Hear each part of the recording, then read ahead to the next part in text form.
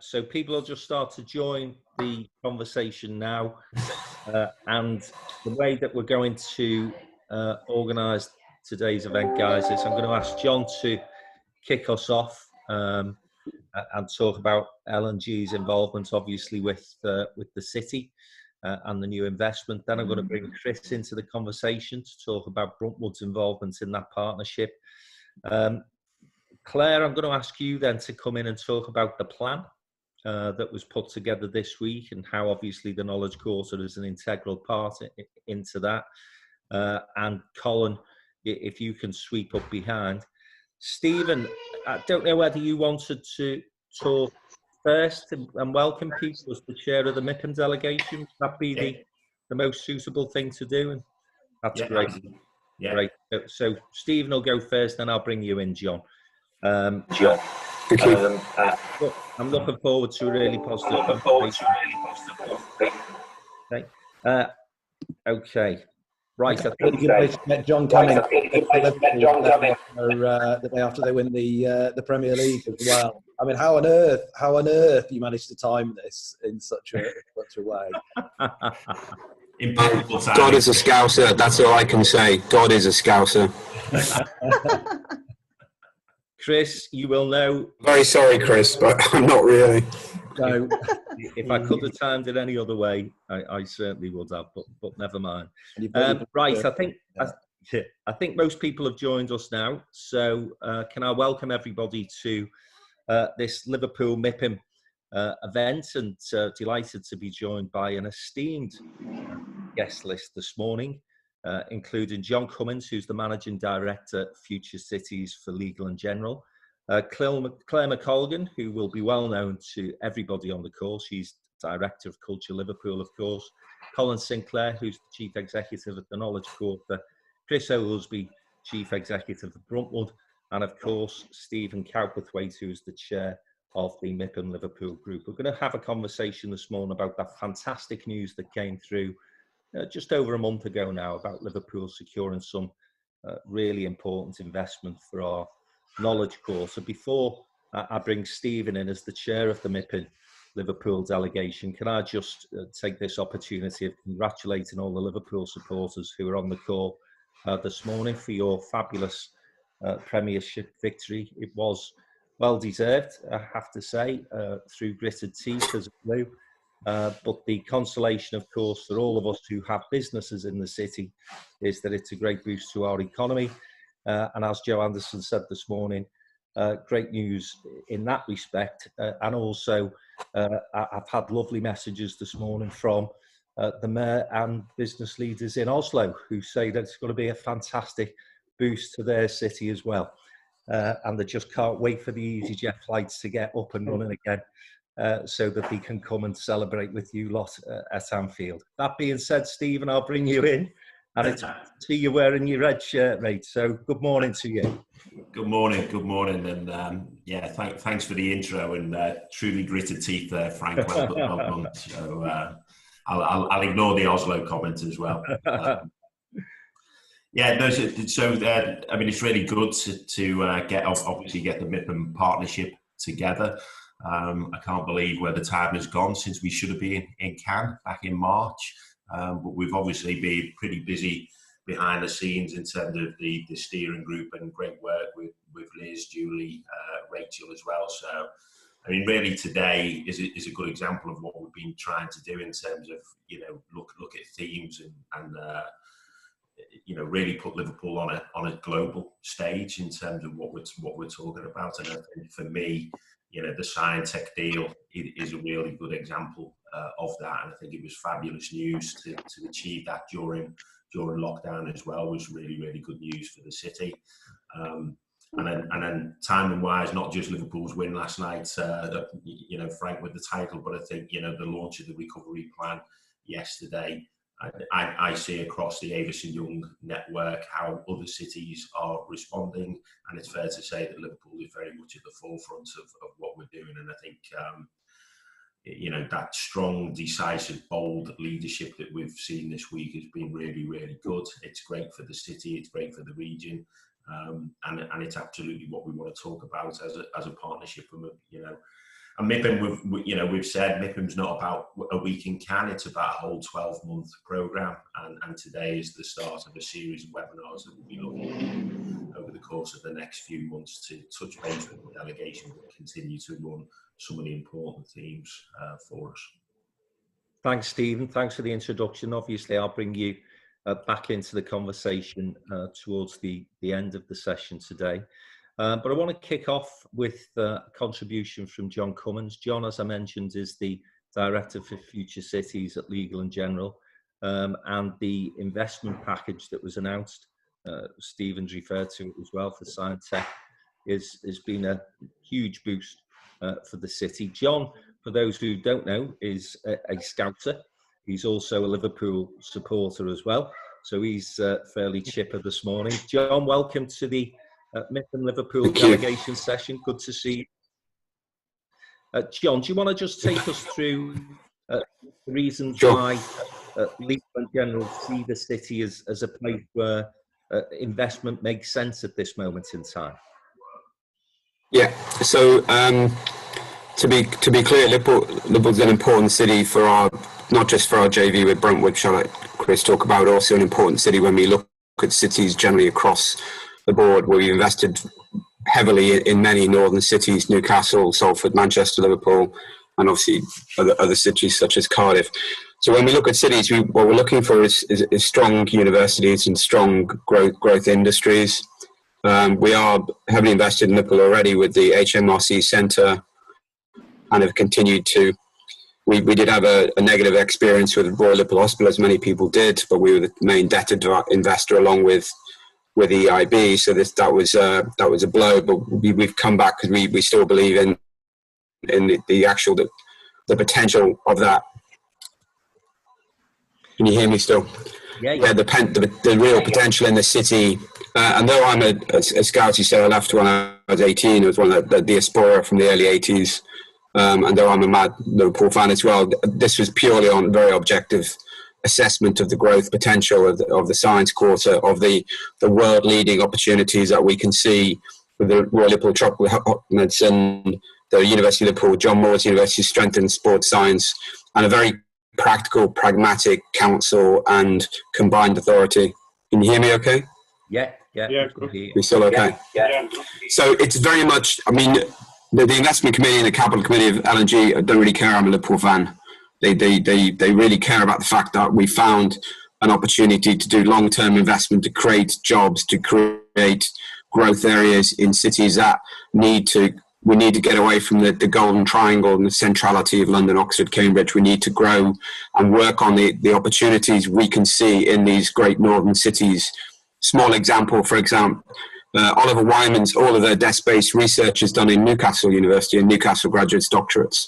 So there's opportunities we can bring by working with a very go-ahead city leadership, both combined authority and council. I think the Project Greyhound was a great example of coming out of the blocks quickly and getting that regeneration plan, which is why we're happy to have signed the letter of support. And we were very clear in the publicity as well that, you know, we stand behind Liverpool with our partners, especially Bruntwood, and we also stand behind lots of the other northern cities, because we've been doing investment outside the M25 corridor for quite some time, and we're quite glad it's not that popular, because it gives us opportunity to really create innovative capitalism and work harder with longer term relationships. If you look at Cardiff, we put over £400 million into Cardiff. We could see that type of opportunity long term with some of the things we can see in Liverpool. Hence, we've already done the HMRC. So it's part of a continuation, and it is purely on the fact that you've got some really great world-beating capacities in computing, material science, life sciences. Life sciences will grow even more now, and we can see the opportunity to build a place and retain the talent. Once you finish university, you don't have to do what I did, which is leave or go away to university and never come back. So I think that's really important for not just for Liverpool, but for all the north and the other areas, that we can see growth opportunities away from just this vortex of always London swallowing the talent in the country. And I know the senior manager of L&G feel very strongly about working with this. I'll stop there to take questions, or to so you might want to follow up on the UK economy. Yeah, John, that's a great overview of L&G's involvement in the city. To hear that there's no emotional attachment to this investment. It's very much seen as a business decision, and that's because Liverpool's potential and the opportunity is clear to see. John, you did say there that you'd be happy to give us your views on what the overall situation of the UK economy is looking like as far as you're concerned. I think that would be useful for the audience today to hear. Yeah. So, as well, just FYI, I'm also chair of the risk committee for Lloyds Bank Corporate Markets. So I'm still involved in kind of had a long career in banking. So, and unlike the last crisis, this crisis obviously has come from the shutdown economy. Trying to restart that economy will be harder than people think, which is why your regeneration plan is so timely. We are in a very phony war right now. You've got over 1 in 3 workforce on furlough, and as that furlough runs off, I would be concerned about the SME sector, not just some of the very high-profile commercial property issues. Retail, as one of my colleagues said, some of those retail brands were going to die anyway, but it's more about some of the acceleration of the trends in retail. When you step back and look at the overall economy, we are going to have to work incredibly hard to avoid the scarring and some of the issues that I'll face with a very large spike in unemployment. And people sound like they're experts at the latter end of the alphabet. It's going to be a U or a V or a swoosh. The issue is, as you come out of the SME sector in particular, you're going to have to look really hard at trying to support that sector with either debt going into equity and giving them an ability to continue to employ, because some of the major sectors have already been hit. For 4,500 jobs go to Swissport, about 10,000 jobs go in Gatwick. Gatwick's never seen job losses. So these are big numbers, and some of us remember the 80s and every Friday night going through the number of the thousands of job losses. So we're not going to, we potentially could see something as dramatic, which is again why you need to be so on the front foot, which is what your leaders have done in the authority. That's why we're keen to support, because we want to get the money back into some of these construction shovel-ready projects to actually start alleviating some of the real pressure you're going to come from this when they have the cliff of happening on furlough, because quite frankly you're borrowing £50 billion a month to fund this, and that's just not. And remember, the Bank of England has got a very large overdraft for the government. And I think the yield curve does show you that there is going to be a demand for the type of things we want to do in Liverpool as a group, because when you've got the 10-year gilt at 19 basis points, that's not going to pay anyone's pension. That just shows the dislocation in that yield curve. And so that's why when you see, for example, Goldman Sachs Marcus Retail Bank refusing to take any more customers because people are saving so much because they're concerned about their employment prospects, we need to be even more focused on getting things done, not making party political comments about national or local government. We want to do. We joined with Bruntwood because we love the way they work, and we also want to do work with Liverpool and the other great cities because we want to get things done. So our CEO said, we're not talkers, we're doers. And you look at some of the things we have done. It's a good record, which I'm lucky enough to be helping along as well. So I think it's that rapid action you require, because I think right now you are going to see some particularly ugly job loss numbers, and that it has to be addressed rapidly, because that's when you get into the issues we all know from the history of the city when the population shrank and many employers folded. John, thanks for that. And can I remind people, if they've wanted to ask a question, there's a chat room at the bottom of your screen that you can just type your question into any of the panel members this morning, and we'll come back to the questions at the end. John, for now, thank you. I'll just bring Chris Oglesby into the conversation. Good morning, Chris. Good to see you. And you, Frank, as always. Nice to be in Liverpool on such a historic day. And I say that as a Man City fan. But just like the mayor of Oslo, I also am delighted that Liverpool have won the league, much to the displeasure of a lot of my mates who are City fans who just don't get it. But for me, having over 100 million invested in the city, I see it as a hugely positive thing, and I would always like to see if City aren't winning it, that Liverpool are. Although I can't say the same for my neighbours in Manchester. No one likes Man United, Chris. That definitely is the intersection set in our Venn diagram. So for me, I'm feeling more positive about that 100 million that we've got invested in the city, and the hundreds of million more that we're looking to follow it from both ourselves and L&G as a result of the Sciontec deal. A couple of factors really that are playing into that. Firstly, I think when I look at the cities that we invest in, there are two characteristics that we look for. One of which is a world-beating clear strategy, and it's becoming more and more apparent for us that the key thing for cities is to focus on what we class at, and absolutely drive that home. And I think we're now, that thinking has been emerging in Liverpool over the last few years, and I think the Knowledge Quarter has been at the heart of that, but it isn't exclusively about knowledge. And Claire, culture is such a key part of the drivers of the city, and I know you'll talk about that going forward as well. But there are these true global strengths, coupled with a truly globally strong brand, that mean that actually Liverpool wants to be out celebrating those, as opposed to going out almost talking about itself as needing help. What we're actually looking to do is oil those strengths primarily, and certainly the Greyhound bid that's gone in and the publicity around it was hugely positive, and just was a completely different tone of voice to the tone of voice that we've necessarily had in terms of that with government. And the second thing, as well as the clear strategy, is that culture of collaboration. And again, great cities that we work in, I see that that culture of collaboration is so key. That's where we make 1 + 1 + 1 = 30. Never mind 3. And again, I felt that you've seen that building in the city over recent years.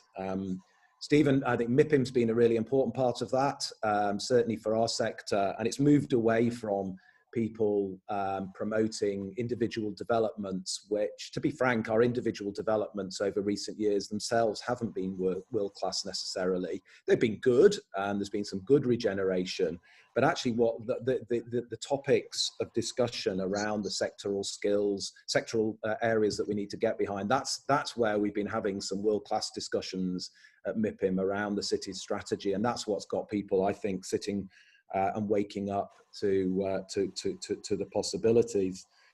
I think the other area, again, where we've seen that culture of collaboration, and it's early days, I've sort of referenced it already, but is in the relationship with government, and John said the same. This pitch isn't sort of the begging bowl. It's actually going through them and saying, this is how we will help you solve your problems. We are here to solve the problems of the country, and certainly I think the proposition does address some of the big key areas. I think another area where that culture of collaboration is really important is looking beyond the boundaries of Merseyside just. And the successful Strength in Places bid on infectious diseases, which was announced today, which Colin will talk about in more detail, but hugely significant in that was a Liverpool and Oglesby Park based bid, and where historically places across the north were competing with each other. It goes back to that sort of football analogy. It always does my head in that football fans from Manchester would prefer Chelsea to win the league rather than Liverpool. It doesn't make any sense. And it's the same thing actually that often applied to when we've been having sectoral bids. So in areas like infectious diseases, there have been people fighting across the north, and almost as a result, what's happened is we've been fighting, it's gone to London or the Golden Triangle. Whereas actually what we need to be doing is working collaboratively across the north on our strengths. And I think that, that Strength in Places bid hopefully will be the first of many. And I was on a call with Tony Reeves and Joanne Roney about innovation just recently, and the pair of them were absolutely right. How do we join ourselves up along with Cheshire to really make a very effective pitch in life sciences? And then the final area for collaboration, which I think is so important, is across, then is back in Merseyside and is across the city region. The Knowledge Quarter is a huge opportunity, which is why we're so interested in it. But I think it's, we get it right and it has such a big impact more widely across the city region. There are massive advanced manufacturing, for instance. So I've got a bit of echo there. I don't know why that is. Yeah, you can hear me all right, can you? Yeah, fine. Yeah. Interference from somebody else. Something. Maybe if you pop the mics on mute. So anyway, yeah, the advanced manufacturing opportunities are huge. I think we'd seen a trend towards nearshoring before COVID anyway, and with more and more manufacturing potentially moving back into the UK close to market, and there's huge opportunity for Liverpool in that. But then I think what COVID has shown us is lack of resilience in some key areas. It is absolutely crazy that the government announced its new vaccines manufacturing centre in Harwell in Oxford. We're working with L&G in Oxford at the moment, and yes, it's a great place for research, but it isn't a great place for manufacturing. I think it's really important that we're out there ensuring that the expertise we've got in the Knowledge Quarter is linking in more on a wider area across the city region. But also, I think the commercial, the Knowledge Quarter and the activities there are really going to drive on the commercial district as well, which re-emerged as a result of it being a cheap alternative to London for financial and professional services. But now, as the wider economy is growing again in the city region, then there's the opportunity for the financial and professional services to be doing higher value work for these businesses that are coming out of the Knowledge Quarter as well. Which is really then where I'd just like to end, which is that the strengths of Liverpool as a city has been almost the mutual interdependency of all of the individual elements. And when you get those individual elements collaborating, then you see the place being so much more successful.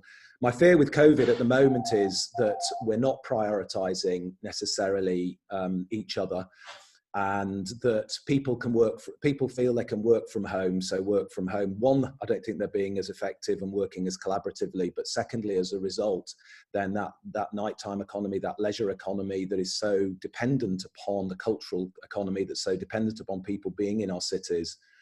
And if we've got however many people it was, 500,000 people on Bournemouth Beach, and yet we're operating with less than 10% of people in offices working, we've got our priorities all wrong. And I think now when the lockdown happened, it was important that we all were responsible for protecting each other.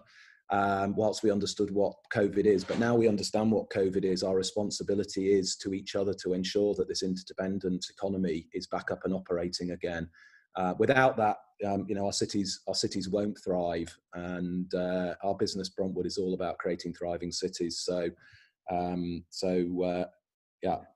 Hugely positive about the macro situation in the city, but hugely concerned in the short term that unless we start working more collaboratively with each other to get the economy going, then all of that good work could get itself undone. Chris, thanks very much for that. Just a couple of points to pick up on, if you don't mind, mate, before I ask Claire to come into the conversation. Bruntwood have been around Liverpool for many, many years now. I'm sure most people on the call will recognise that fact, but I think the investment that you've made into the Knowledge Quarter has obviously made your stake in the city far greater than previously. But interesting point that you made there in terms of the proposition that's gone in through Project Greyhound to the government, and that was that we're now trying to switch the narrative, quite rightly, and I wish it would have happened a number of years ago, but it's good it's happening now, that the city is part of a solution rather than going to the government saying, we've got problems that you need to help us with. It's very much a case of trying to ensure that we stay on the front foot, Chris, isn't it? And have that narrative of we can help grow UK PLC. That's really where Liverpool needs to be positioning itself now, isn't it? Yeah, exactly. And there's a very good report that's went into government about 2 or 3 weeks ago, done by a couple of professors, one from Manchester and one from Leeds, but talking about the levelling up agenda in research investment, and the fact that I think it's over 2.5 billion per annum is the gap at the moment between the relative. And nobody's saying invest less in research in London and the Golden Triangle, but we need to get our fair share of that investment in research.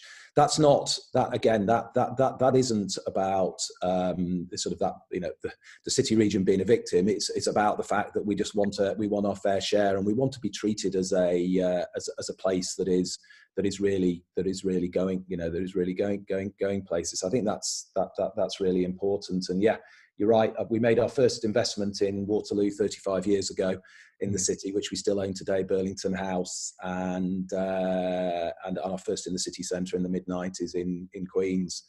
The Plaza was the big transformational deal for us when we acquired the Littlewoods HQ, and Colin Forshaw would kill me if I didn't mention the fact that we're hopefully about to secure planning for another £6 million investment into the Plaza to turn it into one of the most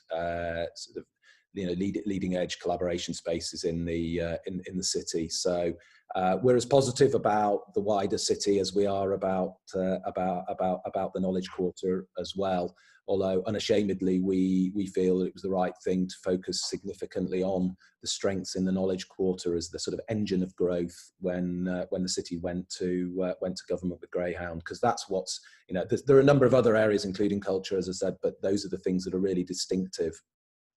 Great, Chris. Thanks very much. I'm sure we'll come back to you for questions in a while. Claire, welcome to our panel this morning. Pleasure to be here, Frank. Great to see you. I'm delighted that you were in blue as well. It wasn't deliberate though, just to be really clear. That is making me laugh, so carry on. Claire, as Chris has referenced, and we're all very much aware of the fact that, the city's success over the past decade or so has been very much built on culture, the visitor economy. We've transformed the place on the back of some absolutely amazing events, which of course you and your team have been integral in putting together.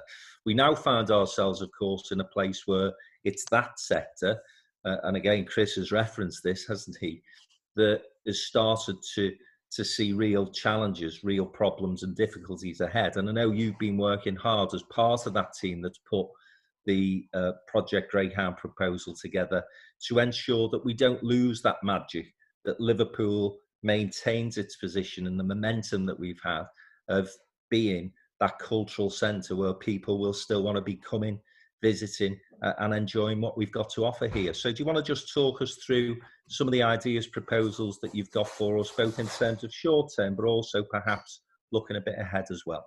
Yeah, I mean, obviously there's been it's been a seismic shock to the kind of sector that I represent, which is kind of culture, visitor economy. 48% of our business rates in the city come from that very sector. So for a city like Liverpool, it's really important that we get that back on its feet.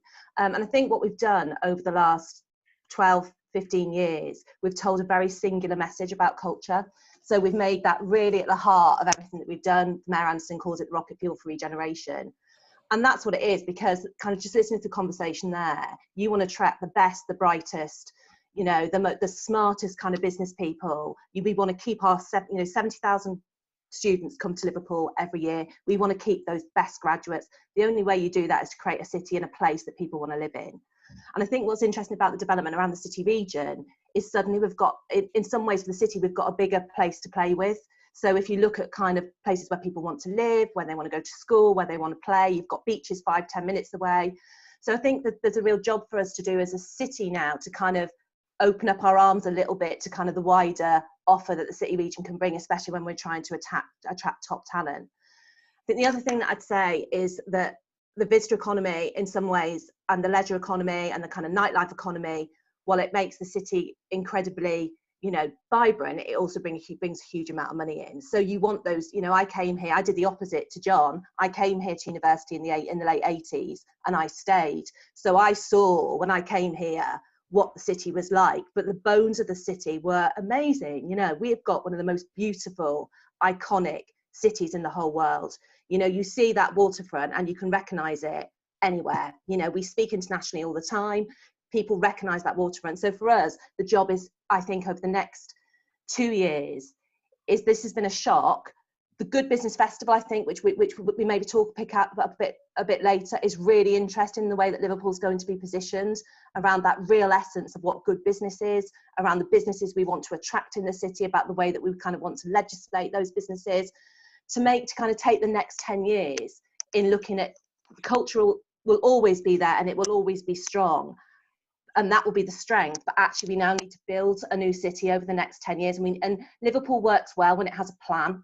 So I think Greyhound was really interesting for me, because at the same time, I mean, you've got to remember as a city council, it's so lovely to hear those comments about the city council, because at the same time we're dealing with a pandemic. So we're dealing with an international pandemic. So one half of your head is dealing with volunteers, is, you know, and Tony Reeves and Joe have played an absolute blinder in this, because they've had to be split. You know, one side is dealing with the health crisis and looking after the poorest people in our city, and the other half has got to be about how we look at the next 10 years, because if we don't, all that kind of downward spiral is just going to happen. So we were really clear, I think probably from day, it was the first week where kind of the WhatsApp started flying and we said, let's get the economic recovery together.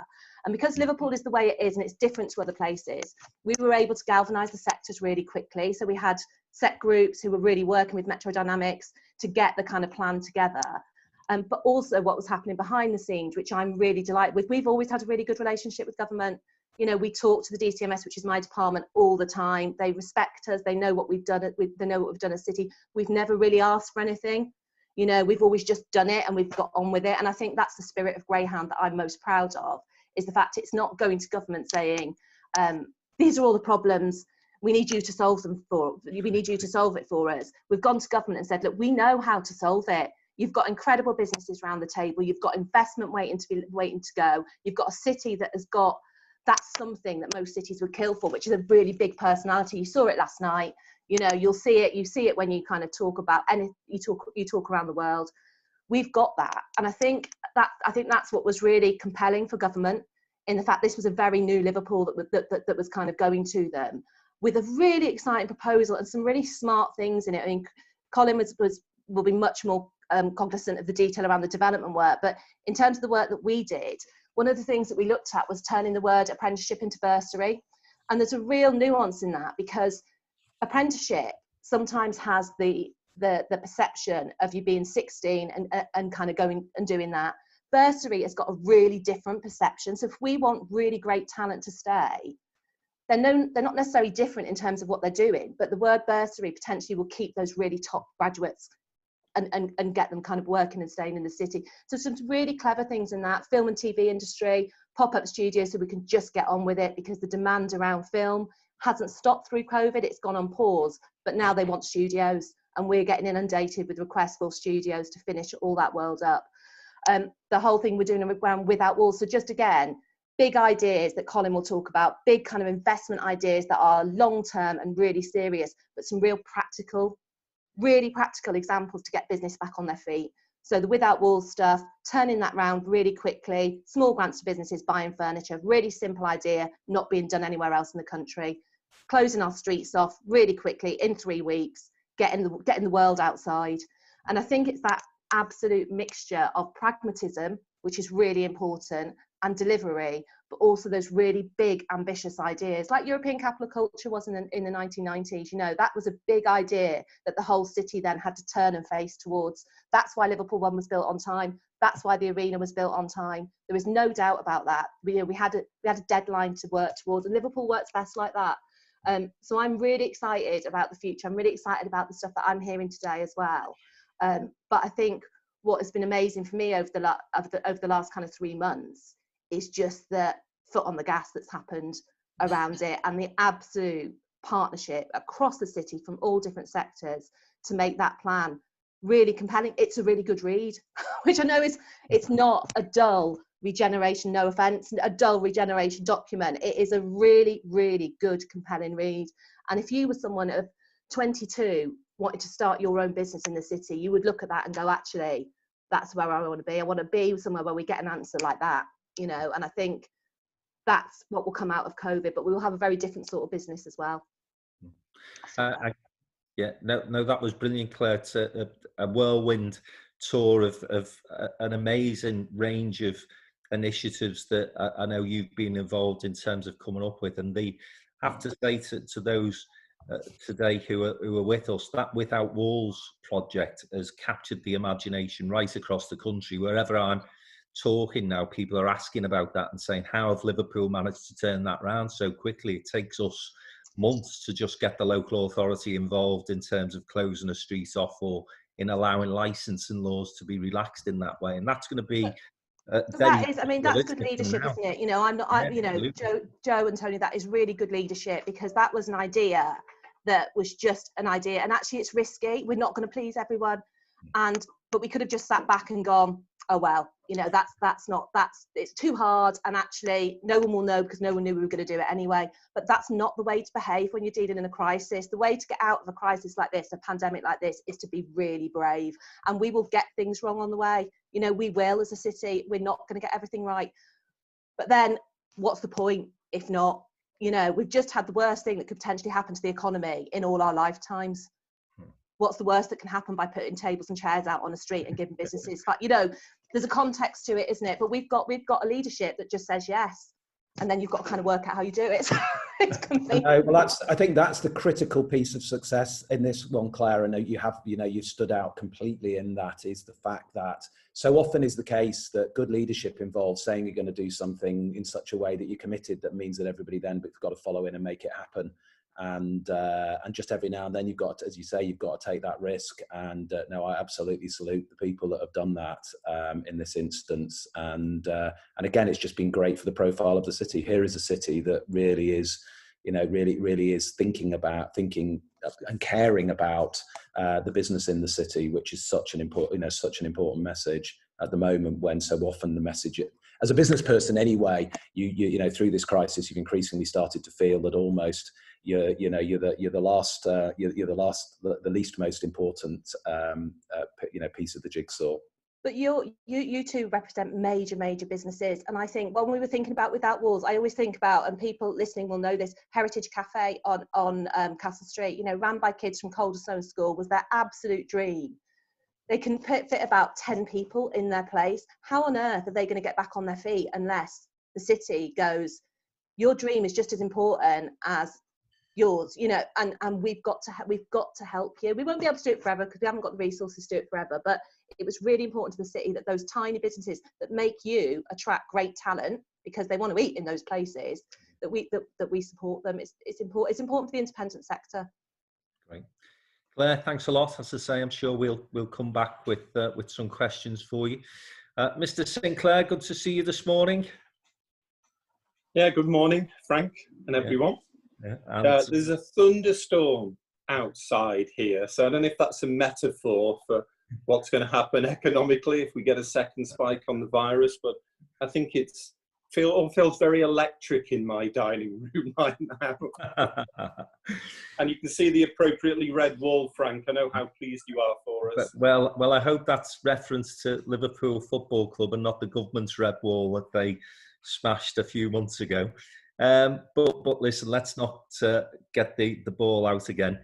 I want to talk about this huge investment that's coming into the part of the city that you, Colin, have been so instrumental in developing over the past couple of years. It's always been top of the agenda when we've gone to MIPIM UK, because there's such innovative, exciting, dynamic stories to talk about. And as Chris has said earlier, you know, those world-class developments, a lot of them can take place and will take place in the knowledge quarter. So how important is this support from L&G and Bruntwood?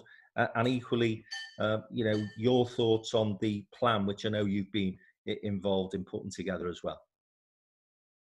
Well, I don't think you can emphasize enough the importance of of what we're planning to do with Chris, John and colleagues at Bruntwood Legal and General, and how important the timing of all of this is, you know, with a new economic paradigm we face. And I've always said you're only as good as the people you work with. And if you work with great leadership and you can articulate a vision and tell a really compelling story about a city and the change you want to make, then you can get somewhere. So, you know, I really felt in the 4 years I've been back full time in Liverpool, you know, I think the teamwork is fantastic, and I think Claire summed that up brilliantly. You know, we just got on and did the economic recovery plan. I think everybody realised that if we don't do something now, not only could Liverpool face a return to the dark days of the 1980s, but so could the country. So you have to get on the front foot on it. And we have to create employment now. I think that's absolutely critical. I know Keir Starmer was talking about 3 million unemployed. It could be 4 million unemployed. So what are we actually going to do about that? What does that mean for Liverpool, where I work at the Science Park? So I think first of all, we had to look at what had made Liverpool great again in the last few years, what had re-established it as a global brand. And much of that has been culture and the visitor economy. So we had to safeguard that. And whether it's Liverpool Without Walls or the work on immersive technologies, we had to concentrate on the visitor economy, the creative industries, the film industry, and those things that have got the city back to where it should be as a global brand. And I think we've done a great job of that. And I think, as Claire said, you know, people rallied behind that, and you know, it's pretty impressive to see. But I think we also need to focus on the other thing that's driven the economy, which is our knowledge economy and our universities. And if Liverpool's going to succeed in future, we need to keep our graduates. We need to attract the best graduates from everywhere else, but we need to keep them. It's quite interesting when you look at it. If you look at the exponential growth of Manchester, that was founded on that graduate talent pool from the universities. And yet we export our graduates to Manchester, London, and other cities. If we can keep those, we can provide the occupiers of the future. And I think people will need to return to offices. I agree with Chris entirely on that. You can do so much on Zoom, but you can only really do innovation face to face. So we need those future occupiers, and our graduates and our cultural economy is what will pull those people into the city and keep them in the city. But we do need jobs now. I think that's really vital. And so Project Greyhound, or it's now called Liverpool's Economic Recovery and Renewal Plan, a bit more formal. Yeah, not as sexy that though, is it? Yeah, I didn't get a say on that name in the end. It was, you know, brand is everything, and we didn't quite get that bit right. But what we can do now is get jobs now. We spent 2 years procuring Sciontec. It's unique in the country. We did a share transaction like nobody had ever done before. We had a competitive process, and Bruntwood Sciontec had to work really hard against some fantastic competition. We had global funds bidding with other developers for this, and Bruntwood Sciontec were the best bidder in the end by far. And that procurement process means we can get construction on the ground now. So whether it's at Paddington Village or Coppers Hill, or through extending Liverpool Science Park, we can get construction jobs underway this year. Not just construction jobs, but training and apprentices. And I think that's, along with safeguarding our cultural economy, creating those new jobs in construction, and then with new occupiers, is going to be critical. This is about people's lives and livelihoods. And I think our priority has to be around keeping our businesses alive and creating those new jobs.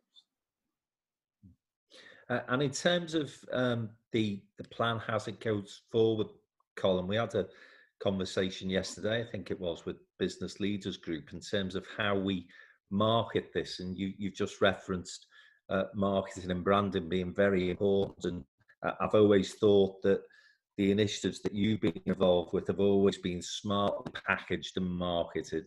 The things that we ought to be doing as a city to say, look, Liverpool is the place to be now. It is different. We've got these big investors coming in. We've got these great opportunities and this potential going forward.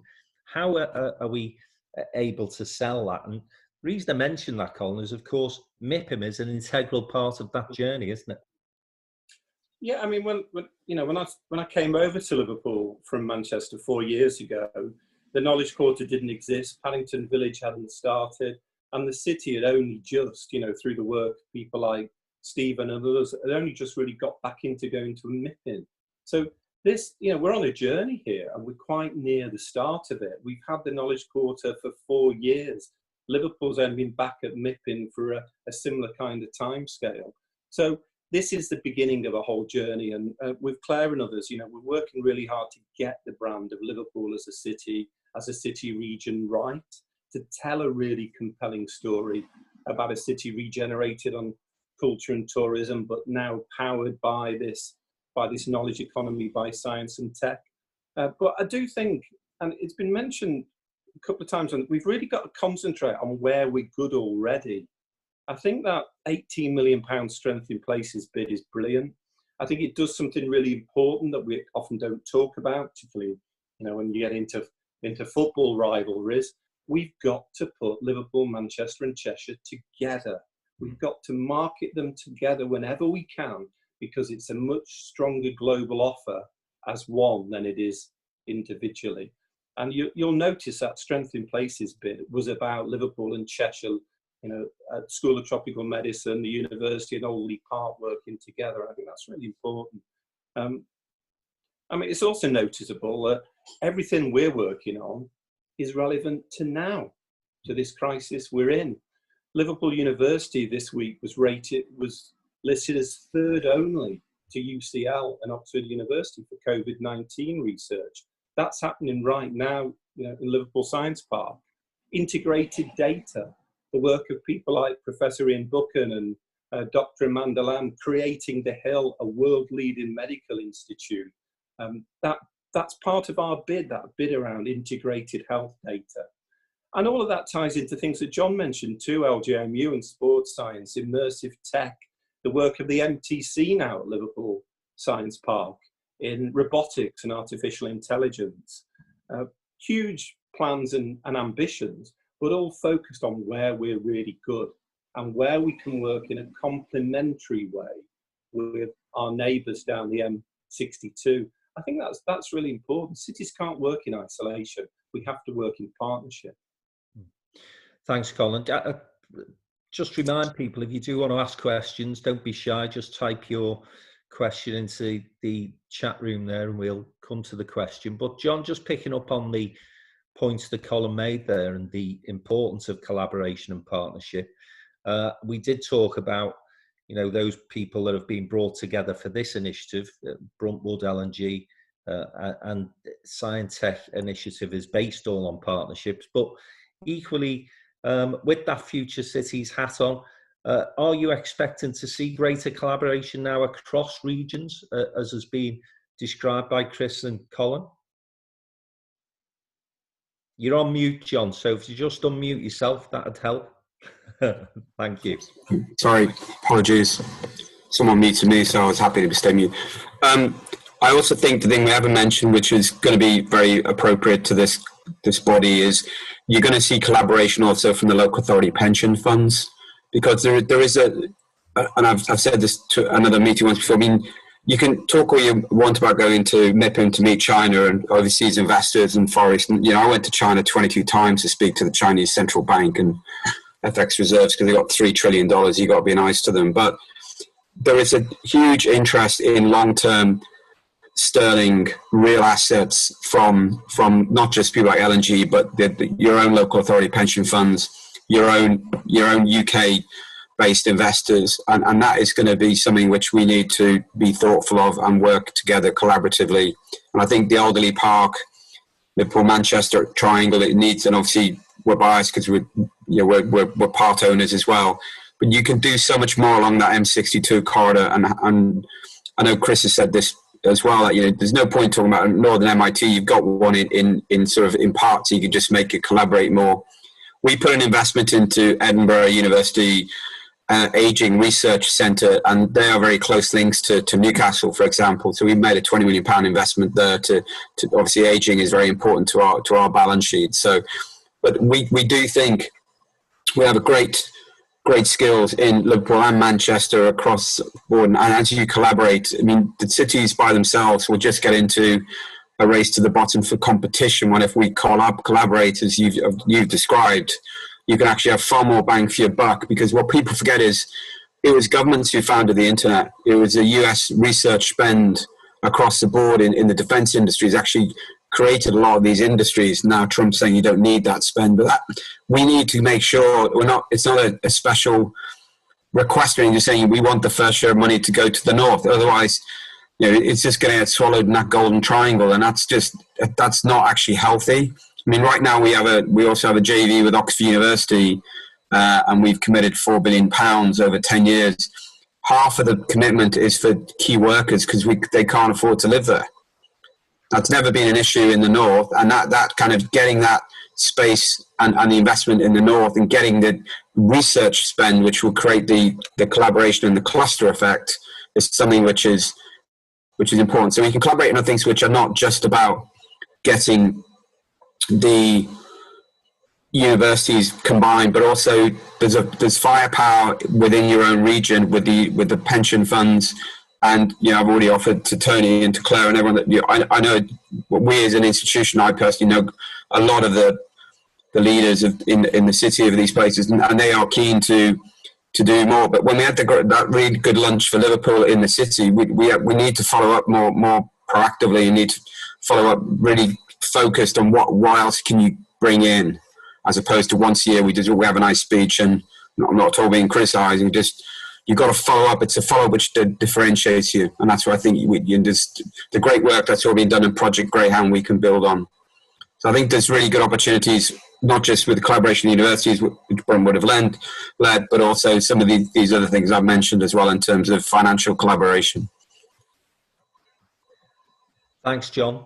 Just great contribution, and couldn't agree more in terms of that collaboration, partnership, and more importantly, I think the thing that you've said at the end there, the follow-up and ensuring that those relationships that do start to get developed are then turned into something really positive. I think we've stunned our audience into silence this morning. This is the problem with Zoom.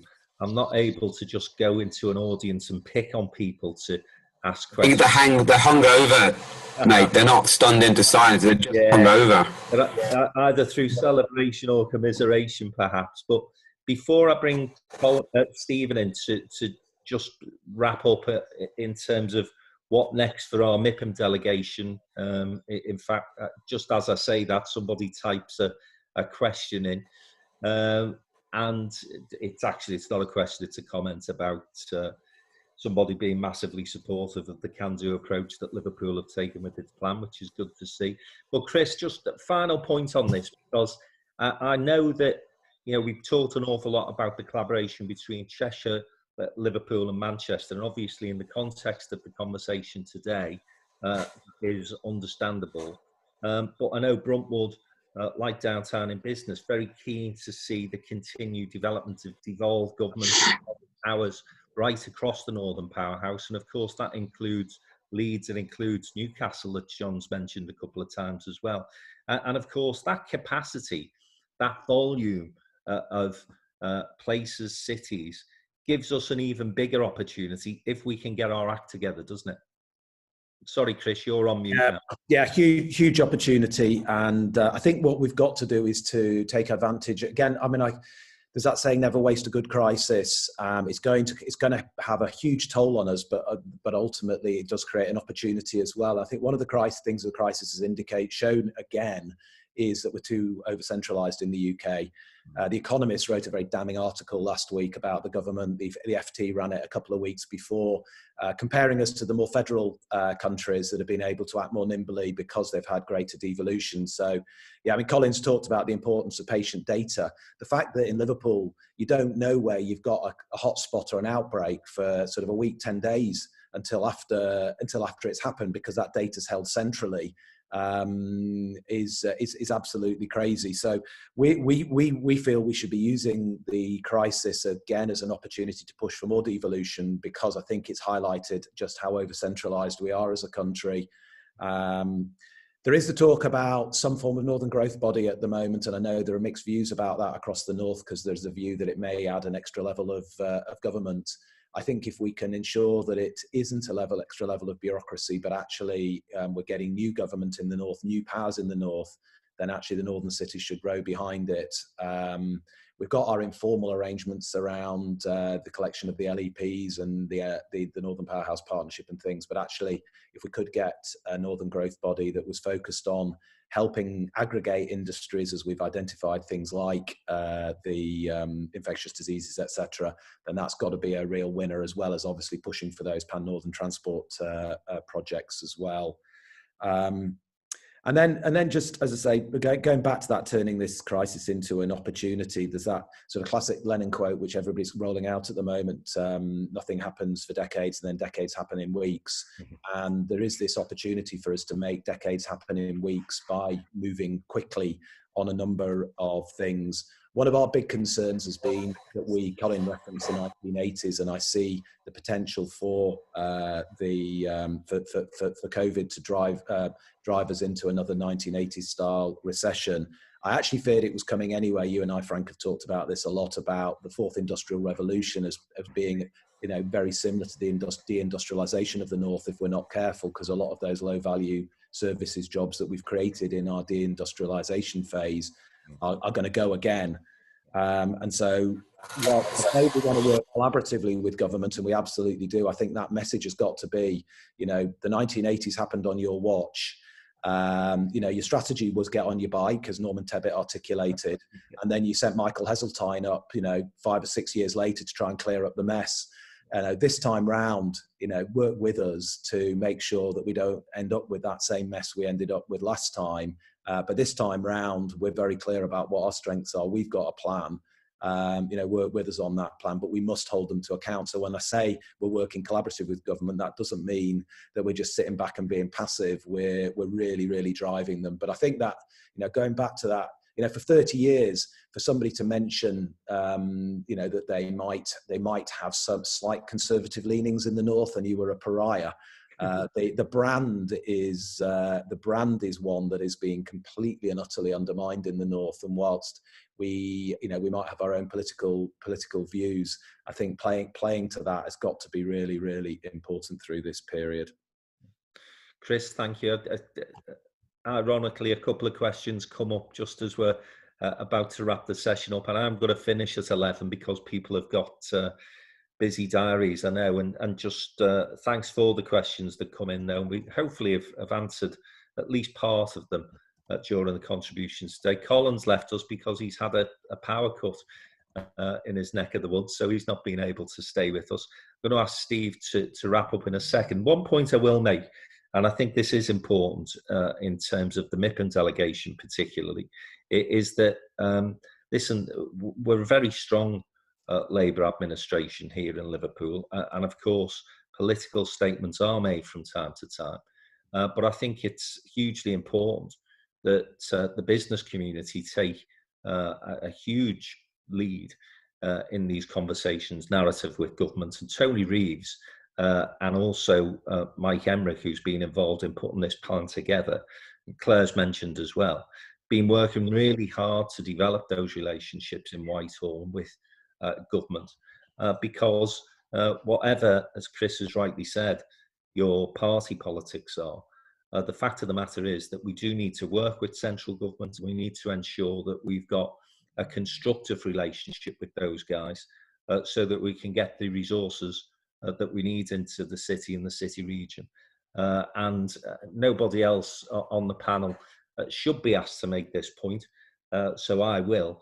I think it's really important that our political leaders from the city and the wider city region are perhaps a little bit more circumspect in the comments that they make going forward. And I make that comment that I have made privately to Joe and Steve as well. So nothing that I've said here today that I wouldn't repeat to them. And I think they're mindful of the fact that if you look at the success that we always talk about in Liverpool, and that's Manchester, then, you know, Manchester's been a Labour authority for many more years than Liverpool has. And it's always managed to get the balance right between those conversations and those constructive criticisms that politicians inevitably make. So I think that's an important message that I'd like to put out there. Always good to have a bit of controversy at a downtown event, even if it's a remote one. And Stephen, I'll just ask you to talk about, you know, where we're going now with the MIPIM delegation in Liverpool. What's planned next as we look forward to, hopefully, fingers and everything else crossed, going back to Cannes in March 2021. Yeah, I mean, first of all, Frank, let me just pick up on that theme of collaboration and you know, the idea of the business leaders having a say in the conversation and supporting the public sector. And I think that's very important. And what the MIPIM partnership gives is it's a conduit to be able to have those sorts of discussions. And I think it's important that our partners engage with us. As I say, I come back to the point that MIPIM's not about a week in Cannes, it's about a whole 12-month programme, and I think it's important that we come together. And certainly it's something that we did. We used the MIPIM brand as part of the recovery conversation, where I got together some of the key stakeholders, so the likes of Colin Sinclair, we had Bruntwood, Peel, Auger, CTP. So looking at those major projects across the city. And I think it's fair to say that's probably the first time that that's really happened in terms of the key development stakeholders across the city coming together, and it was a really positive thing to be able to do. So moving forward, we've worked hard. As I said, Rachel, Liz and Julie have been working hard to put together a series of events that will be coming out soon in terms of new dates. Obviously, we want to gear ourselves up, hopefully, to return to Cannes next year in whatever form that may be. But I think, you take out what we've talked about today, Liverpool really is in a positive position, notwithstanding the fact that, we are still in the midst of a crisis. But I think we have to build on that positivity, get that message out there, keep getting that message across, through all of our conversations, both with public sector, private sector, and with government as well, I think is key.